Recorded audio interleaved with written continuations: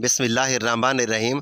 हज़रत जबरील अलैहिस्सलाम ने हज़रत मोहम्मद सल्लल्लाहु अलैहि वसल्लम से फरमाया, आपकी उम्मत गुनाह भर भर कर आएगी, और अगर आपकी उम्मत का कोई भी फ़र्द सिर्फ ये एक लफ्ज़ कह दे, अगर वो बोल नहीं सकता तो दिल में कह दे, अल्लाह ताला ने हुक्म दिया है उनकी मग़फ़रत कर दूँगा और गुनाह मुआफ़ कर दूँगा। वो लफ्ज़ ये है। मोहतरम नाज़रीन, इंसान ख़ता का पुतला है। ज़िंदगी के सफ़र में अनजाने में या जानबूझकर गुनाह सरज़द हो जाते हैं। गुनाहों की शमा से दिल स्याह हो जाता है, रिज़्क़ में तंगी, दिल में बेसुकूनी और ज़िंदगी में बेबरकती आ जाती है। गुनाह इंसान को अल्लाह ताला से दूर करते हैं, हत्ता कि वो इबादत में सुस्ती, दुआ में बेदिली और तौबा से गफलत का शिकार हो जाता है।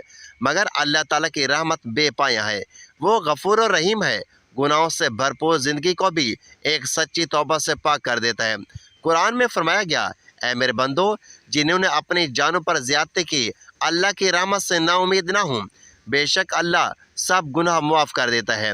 नाज़रीन, इंसान की फितरत में कमज़ोरी है, वो गुनाहों में मुब्तला हो जाता है।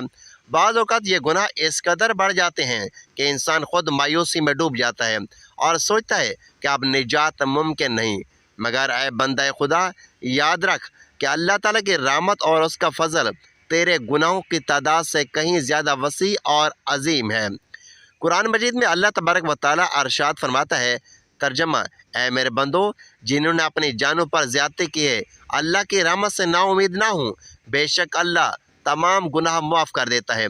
अल्लाह ताला ने अपनी रहमत को अपने गज़ब पर गालिब कर दिया है। उसका फ़ज़ल ऐसा है कि वो एक तौबा करने वाले बंदे के सारे गुनाह मुआफ़ करके उसे महबूब बना लेता है। जो बंदा सच्चे दिल से तौबा करता है, अल्लाह ताला ना सिर्फ उसे माफ़ करता है बल्कि बाज़ औक़ात उसके गुनाहों को नेकियों में बदल देता है। हदीस कुदसी में है, मेरी रहमत मेरे गज़ब पर गालिब है।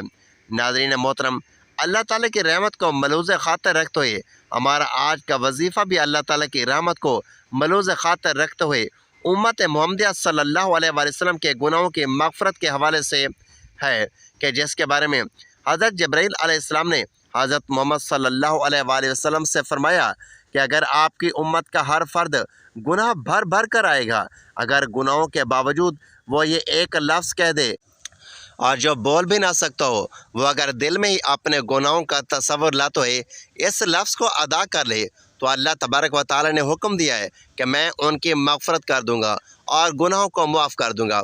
तो वो लफ्ज़ जानने के लिए और अल्लाह तबारक व तआला की रहमत और उसका फ़ज़ल जानने के लिए गुजारिश है कि वीडियो को आखिर तक ज़रूर देखिएगा, ताकि तमाम उम्मत मुहम्मदिया के गुनाहों की मग़फ़रत हो सके।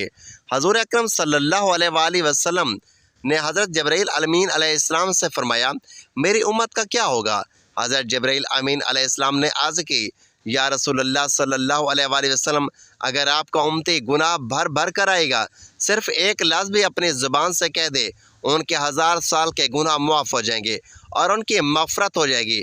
आप सल्लल्लाहु अलैहि वसल्लम ने हज़रत जबरील अमीन अलैहिस्सलाम से ये अल्फ़ाज़ सुने, तो आप सल्लल्लाहु अलैहि वसल्लम ने फरमाया, मेरा दिल ठंडा हो गया। नबी पाक सल्लल्लाहु अलैहि वसल्लम जब आखिरी खुतबा दे चुके तो अपने हुजरे में तशरीफ़ ले गए। फिर जब आपको बेहोशी हुई तो दरवाज़ा पर एक शख्स ने आकर पुकारा, अस्सलामु अलैकुम। किसी ने उसकी आवाज़ सुनकर यह जवाब दिया कि इस वक्त रसूल करीम सल्लल्लाहु अलैहि वसल्लम को बेहोशी है, इस वक्त तुम्हें आने की इजाज़त नहीं है। उस शख्स ने फिर पुकार कर कहा, अस्सलामु अलैकुम अहले बैतुन नब्वा।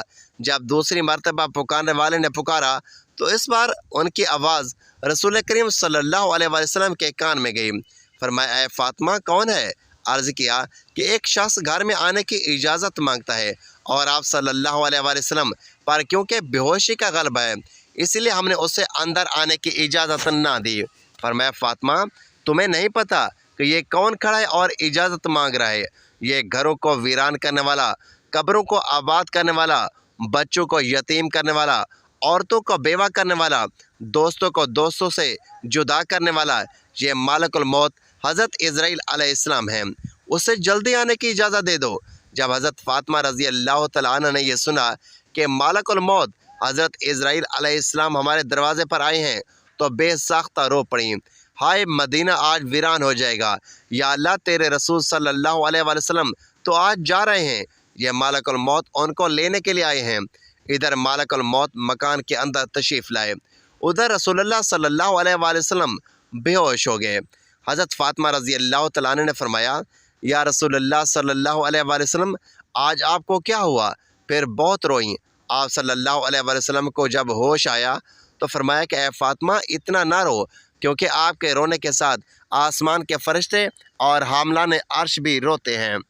رسول خدا صلی اللہ علیہ وآلہ وسلم نے اپنے ہاتھ سے فاطمہ رضی اللہ تعالیٰ عنہ کے آنسو پوچھے اور فرمایا آن قریب سب سے پہلے اے فاطمہ تو ہی مجھ سے آنکھ کا ملوگی۔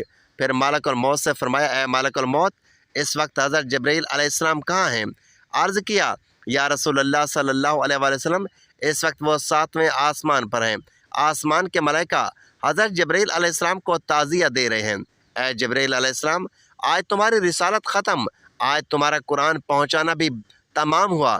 اگر جناب محمد رسول اللہ صلی اللہ علیہ وآلہ وسلم وفات پا گئے تو جبرائیل علیہ السلام بھی دنیا سے گئے۔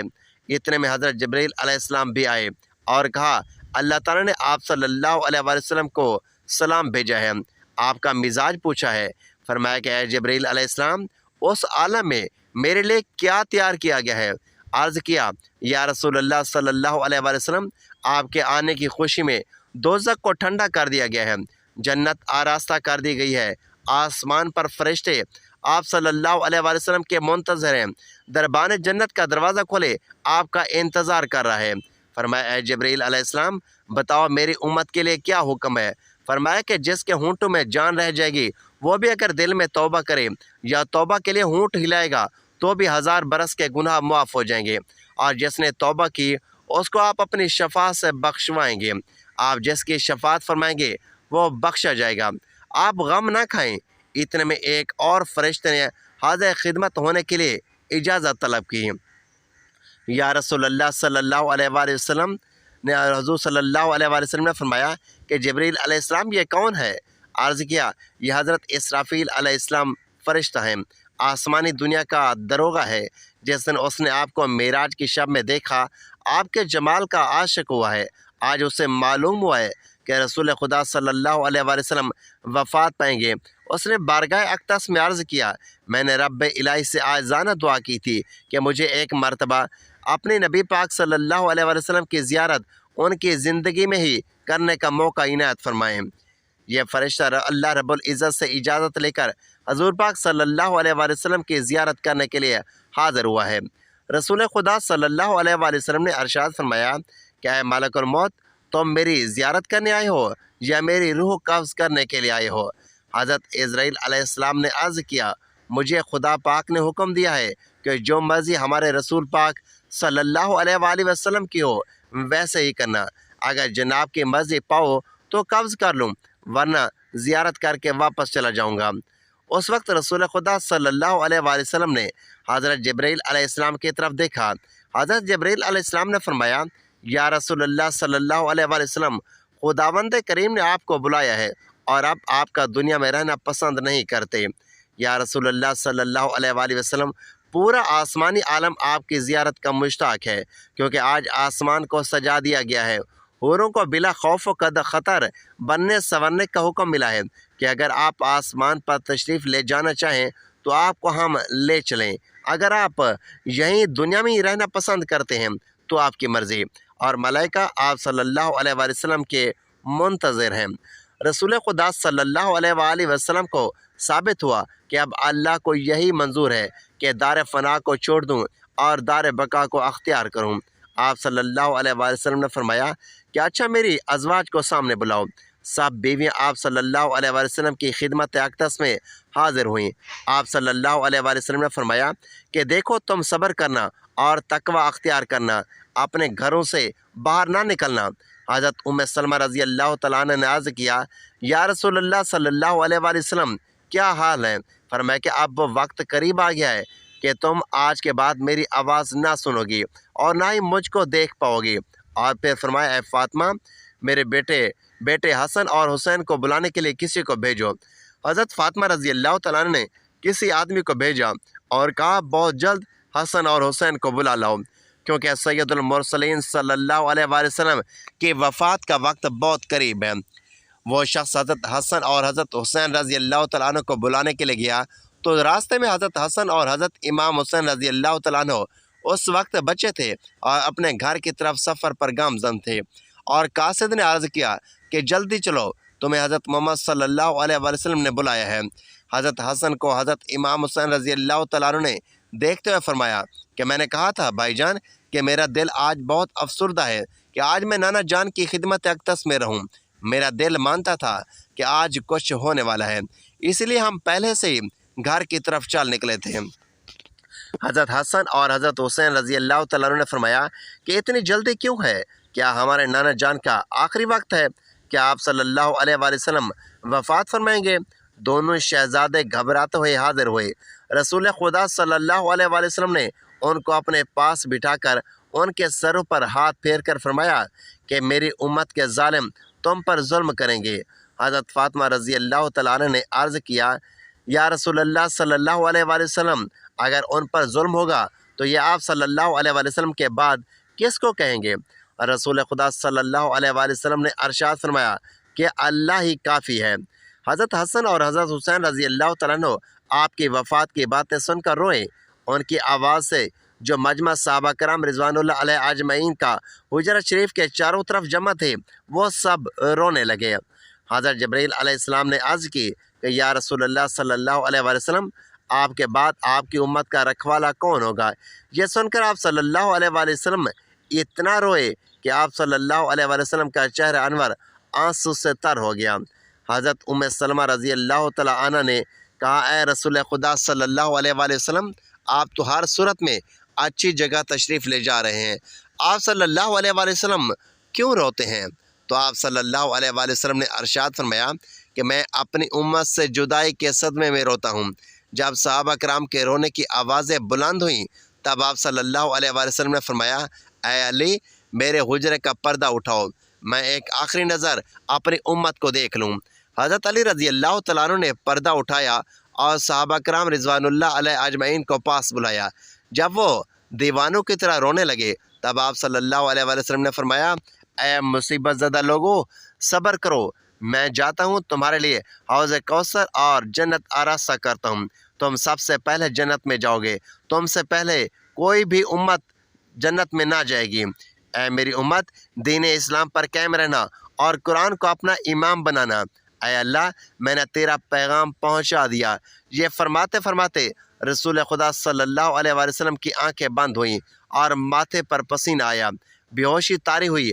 حضرت علی رضی اللہ تعالیٰ عنہ نے صحابہ کرام کو اشارت سے رخصت کیا، صحابہ کرام باہر چلے گئے۔ حضرت بی بی فاطمہ رضی اللہ تعالیٰ عنہ نے عرض کیا کہ یا رسول اللہ صلی اللہ علیہ وآلہ وسلم، میں حشر کے دن آپ کو کہاں ڈھونڈوں گی؟ فرمایا کہ لوح حمد کے نیچے۔ عرض کیا کہ اگر وہاں پر رسول اللہ صلی اللہ علیہ وآلہ وسلم سے ملاقات نہ ہوئی، فرمایا کہ پھر حوض کوثر پر۔ اگر وہاں بھی ملاقات نہ ہوئی تب میزان عدل کے پاس جہاں امت کے اعمال تولے جائیں گے، یا تو پل صراط پر، میں وہاں جہنم کے کنارے پر کھڑا امت کی سلامتی سے گزر جانے کی دعا کر رہا ہوں گا۔ جب رسول خدا صلی اللہ علیہ وآلہ وسلم سب کی وصیت سے فارغ ہوئے، فرمایا کہ اے مالک الموت، مجھے اپنے رب کی ملاقات کا شوق ہے، اب تم جس کام کے لیے آئی ہو وہ کام کرو۔ رسول خدا صلی اللہ علیہ وآلہ وسلم کی روح قبض کرنے کی اجازت مرمت فرمائی۔ مالک الموت نے روح قبض کرنا شروع کی، وہ تکلیف شروع ہوئی تو فرمایا اے اللہ، موت کی بڑی سخت تکلیف ہے، الہی تو ہی یہ موت کی تکلیف آسان کرے گا۔ مٹی کے پیالے میں پانی بھروا کر موت کے گھبراہٹ میں گھڑی گھڑی پانی میں ہاتھ ڈالتے، وہ ہاتھ منہ پر پھیرتے اور فرماتے اے اللہ، مجھے اپنے پاس بلا لے۔ فاطمہ رضی اللہ تعالیٰ نے کہا کہ یا رسول اللہ، آج آپ کو بہت تکلیف ہے۔ فرمایا اے فاطمہ، جب میرا انتقال ہو جائے تو کہنا ان للہ و انا الیہ راجعون۔ پھر آپ صلی اللہ علیہ وآلہ وسلم کو نزع کی تکلیف زیادہ ہوئی تو حضرت جبرائیل علیہ السلام روئے اور اپنا منہ پھیر لیا۔ رسول خدا صلی اللہ علیہ وآلہ وسلم نے فرمایا لوگوں دیکھو، نماز کی حفاظت کرنا۔ آپ یہ فرمانے لگے یا رب امتی، یا رب امتی، کہتے کہتے جان سینے تک سمٹ آئی۔ نیچے کے جسم کی جان نکل چکی تھی مگر امت گنہگار کا کلمہ منہ پر جاری تھا۔ حضرت جبرائیل علیہ السلام نے فرمایا کہ اللہ تعالیٰ فرماتا ہے کہ ہم آپ کی امت پر 1000 درجہ آپ سے زیادہ مہربان ہیں۔ اے نبی صلی اللہ علیہ وآلہ وسلم، آپ اپنی امت میرے سپرد کر کے موت کی تکلیف کو آسان کیجیے۔ یہ سن کر فرمایا کہ اب میرا دل ٹھنڈا ہوا، آپ گردن مبارک کا مہرہ ایک طرف کو میل ہوا اور روح مبارک پرواز کر گئی۔ تو ناظرین محترم، وقت کی نزاکت کو مد نظر رکھتے ہوئے آپ کو ان الفاظ کے بارے میں بتاتے ہیں کہ جو حضرت جبرائیل علیہ السلام نے حضور صلی اللہ علیہ وآلہ وسلم سے فرمایا کہ اگر آپ کی امت گناہ بھر بھر کر آئے گی تب یہ الفاظ پڑھ لے گی، یا جو پڑھنا نہیں بھی جانتا وہ دل میں تصور کر لے گی، تب بھی اللہ تعالیٰ اس کے گناہوں کو معاف فرما دیں گے، اس کی بخشش فرما دیں گے، اس کی زندگی بھر کے گناہ معاف کر دیں گے، اس کی مغفرت کر دے گا اور اس کے لیے دنیا اور آخرت آسان کر دے گا۔ تو ناظرین محترم، یہ الفاظ آپ چلتے پھرتے کسی بھی وقت بیٹھ کر پڑھ سکتے ہیں۔ اگر آپ کسی نماز کے بعد پڑھنا چاہیں تو بھی پڑھ سکتے ہیں۔ آپ فجر کی نماز کے بعد پڑھ لیں، ظہر کی نماز کے بعد پڑھ لیں، عصر، مغرب یا عشاء کسی بھی نماز کے بعد پڑھ سکتے ہیں، یا اس کے علاوہ آپ اپنے دن بھر کی مصروفیات میں جب آپ کو وقت مل جائے، آپ کہیں بھی موجود ہوں، دنیا کے کسی بھی کونے میں، کسی بھی کونے سے آپ کا تعلق ہے، تو آپ ان الفاظ کو بکثرت پڑھ سکتے ہیں۔ ان الفاظ کو پڑھنے کے لیے سب سے پہلے آپ نے باوضو ہو جانا ہے، اور باوضو ہو جانے کے بعد حضور اقدس صلی اللہ علیہ وآلہ وسلم کی ذات مبارکہ پر درود پاک کا نذرانہ پیش کرنا ہے۔ درود پاک آپ کوئی سا بھی پڑھ سکتے ہیں، آپ صلی اللہ علیہ وآلہ وسلم بھی پڑھ سکتے ہیں، آپ صلی اللہ علیہ محمد بھی پڑھ سکتے ہیں، لیکن درود ابراہیمی کی فضیلت اور برکت بہت ہی زیادہ ہے، اس لیے ثواب کے طور پر ایک مرتبہ میرے ساتھ بھی پڑھ لیں۔ اللہم صلی علی محمد وعلی آل محمد کما صلیت علی ابراہیم وعلی آل ابراہیم انک حمید مجید۔ اللہم بارک علی محمد وعلی آل محمد کما بارکت علی ابراہیم وعلی آل ابراہیم انک حمید مجید۔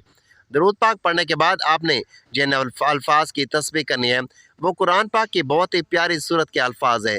وَاسْتَغْفِرُوا رَبَّكُمْ ثُمَّ تُوبُوا إِلَيْهِ إِنَّ رَبِّي رَحِيمٌ وَدُودٌ۔ ترجمہ، اور اپنے رب سے معافی مانگو، پھر اس کی طرف توبہ کرو، بے شک میرا رب بہت مہربان اور محبت کرنے والا ہے۔ یہ آیت حضرت شعیب علیہ السلام کی قوم کو خطاب کرتے ہوئے نازل ہوئی، جس میں توبہ اور استغفار کی ترغیب دی گئی ہے۔ اللہ تعالیٰ کی صفت رحیم، نہایت رحم کرنے والا، اور ودود، بے پناہ محبت کرنے والے کو بیان کیا گیا ہے تاکہ بندے اس کی طرف رجوع کریں۔ درود پاک پڑھنے کے بعد آپ نے ان الفاظ کی مکمل ایک تسبیح پڑھنی ہے، یعنی کہ پورے 100 مرتبہ آپ نے ان الفاظ کو پڑھنا ہے۔ ان الفاظ کی ایک تسبیح پڑھنے کے بعد آپ نے لا الہ الا اللہ وحدہ لا شریک لہ کو صرف 41 مرتبہ پڑھنا ہے، کیونکہ حدیث پاک میں رسول اللہ صلی اللہ علیہ وآلہ وسلم نے فرمایا جو شخص دن میں 41 مرتبہ یہ کلمہ پڑھے گا اس کے گناہ معاف کر دیے جائیں گے، چاہے وہ سمندر کی جھاگ کے برابر کیوں نہ ہوں۔ ناظرین محترم، گناہوں کی مغفرت کے لیے قرآن و حدیث میں بہت سے وظائف اور دعائیں وارد ہوئی ہیں جو انتہائی بابرکت اور مجرب ہیں۔ ان میں سے بعض ایسے ہیں جن کے بارے میں نبی کریم صلی اللہ علیہ وآلہ وسلم نے فرمایا کہ جو شخص یہ پڑھے اللہ تعالیٰ اس کے تمام حتیٰ کہ بڑے گناہ بھی معاف فرما دیتا ہے۔ تو آپ نے ان الفاظ کو پڑھنے کے بعد آخر میں درود پاک پڑھ کر اللہ تبارک و تعالیٰ سے اپنے گناہوں کی سچی توبہ کرنی ہے۔ توبہ نصوحہ یعنی سچی توبہ، کہ جس کے بعد گناہ نہ کرنے کا عزم کرنا ہے، اور خلوص دل سے پچھلے تمام گناہوں پر شرمندگی اور ندامت کا اظہار کرتے ہوئے رو رو کر گڑ گڑا کر دعا کرنی ہے، کیونکہ اللہ کا فضل اور اس کی رحمت ہر چیز پر حاوی ہے۔ پس دل سے پکار کر، آنکھوں میں آنسو لا کر سچی توبہ کر کے دیکھیں، پھر دیکھیں کس طرح رب کریم اپنی رحمت کے سائے میں لے لیتا ہے۔ پس شرط یہ ہے کہ دل سے ندامت اور زبان پر استغفار ہو، اور نیت یہ ہو کہ آئندہ گناہوں سے بچا جائے گا۔ پھر اللہ تعالیٰ ایسے بندے کو نہ صرف معاف کرتا ہے بلکہ اس کے گناہوں کو نیکیوں میں بدل دیتا ہے۔ بس اللہ کی رحمت سے ہمیشہ امید رکھو اور توبہ کرتے رہو۔ جو انسان خلوص دل کے ساتھ، کامل یقین کے ساتھ اللہ تعالیٰ کی ذات پر بھروسہ کرتے ہیں، ان الفاظ کو پڑھتے ہیں اور دل سے اللہ تبارک و تعالیٰ کی طرف رجوع کرتے ہیں، توبہ استغفار کرتے ہیں، اللہ تعالیٰ اس کی توبہ کو ضرور قبول فرماتا ہے اور اس کے گناہوں کو معاف فرماتا ہے۔ دعا ہے کہ اللہ تعالیٰ ہمارے بھی صغیرہ کبیرہ گناہوں کو معاف فرمائے، ہمیں اپنے پیارے آقا حضرت محمد مصطفیٰ صلی اللہ علیہ وآلہ وسلم کے احکامات پر چلنے کی توفیق عطا فرمائے۔ نیکی کی بات کو سننے سمجھنے اور اس پر عمل کرنے کی طاقت اور توفیق مرحمت فرمائے، اور ہماری توبہ قبول فرماتے ہوئے ہماری دنیا اور آخرت سنوار دے۔ میرا سنانا اور آپ کا سننا اپنی پاک بارگاہ الہی میں قبول و منظور فرمائے، آمین۔ ناظرین، گزارش ہے کہ اللہ تعالیٰ کے 99 نام میں سے کوئی ایک نام لکھ کر کمنٹ باکس میں ضرور شیئر کریں۔ اللہ تعالیٰ ہم سب کا حامی و ناصر ہو۔